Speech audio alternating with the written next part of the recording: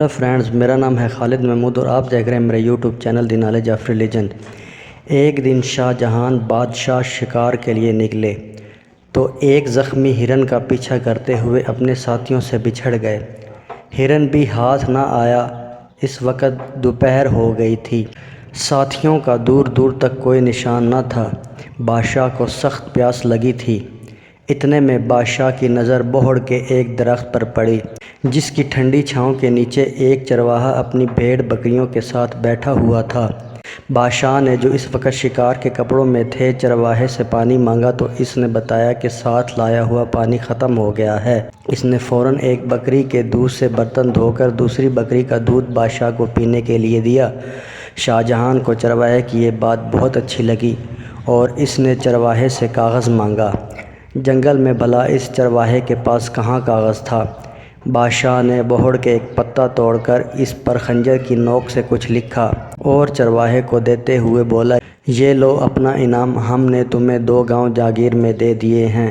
جمعہ کو یہ پتہ لے کر جامع مسجد دلی آ کر ہم سے مل لینا۔ چرواہا خوش ہو کر گھر لوٹ گیا۔ اپنا کمبل زمین پر ڈال کر وہ پتہ اس پر رکھ دیا اور بکریاں بند کرنے لگا۔ ایک بکری جو ادھر سے آئی تو اس نے وہ پتہ منہ میں اٹھایا اور چرواہے کے پہنچنے سے پہلے ہی چٹ کر گئی۔ چرواہے کو بڑا دکھ ہوا۔ وہ یہ کہتا ہوا جنگل میں چلا گیا کہ بکری 2 گاؤں کھا گئی۔ اس نے کھانا پینا چھوڑ دیا، بس ہر وقت یہی رٹ لگا رکھی تھی کہ بکری 2 گاؤں کھا گئی۔ آخر جمعہ کا دن آن پہنچا۔ چرواہا اپنے گاؤں سے نکل کر دلی کی طرف چل پڑا۔ چلتے چلتے دوپہر ہو گئی۔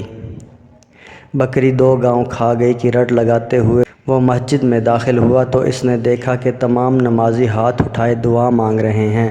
اس نے بادشاہ کو بھی دعا مانگتے دیکھا تو یکدم چیخ پڑا، داتا چھپڑ پھاڑ کر دے گا تو لوں گا۔ یہی کہتے ہوئے بھاگ نکلا۔ بادشاہ نے اس کو بعد میں بہت تلاش کیا مگر وہ نہ ملا۔ گاؤں میں پہنچتے پہنچتے چرواہے کو شام ہو گئی اور وہ وہیں ایک بڑے پرانے درخت کے اوپر چڑھ کر بیٹھ گیا۔ رات کو کچھ ڈاکو وہاں آئے اور گاؤں میں ڈاکہ ڈالنے کی باتیں کرنے لگے۔ چرواہے نے انہیں ٹوکا اور بولا، چوری کرنا بہت بری بات ہے اور یہ گاؤں بھی غریب ہے۔ تمہیں پیسہ ہی چاہیے تو اس درخت کے نیچے کھودو۔ میں نے اپنے بڑوں سے سنا ہے کہ یہاں پرانا خزانہ دفن ہے۔ یہ کہہ کر وہ گاؤں کی طرف داتا چھپڑ پھاڑ کر دے گا تو لوں گا کی رٹ لگاتے ہوئے چلا گیا۔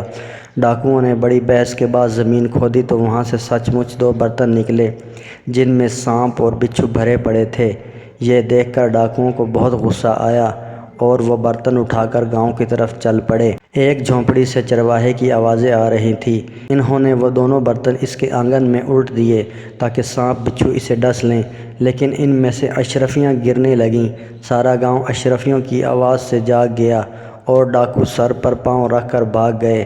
چرواہے نے دولت دیکھ کر نعرہ لگایا، داتا تو سچا ہے، تو نے مجھے چھپڑ پھاڑ کر دیا ہے۔ اگلی صبح بادشاہ کے ملازم بھی گاؤں پہنچ گئے اور اسے دربار میں لے آئے۔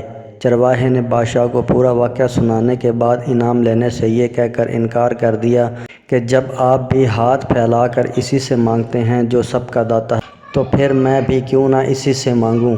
آپ نے دیکھ لیا ہے کہ اس نے میرا انعام بھی دے دیا ہے۔ بادشاہ نے عزت کے ساتھ چرواہے کو اس کے گاؤں میں بھیج دیا۔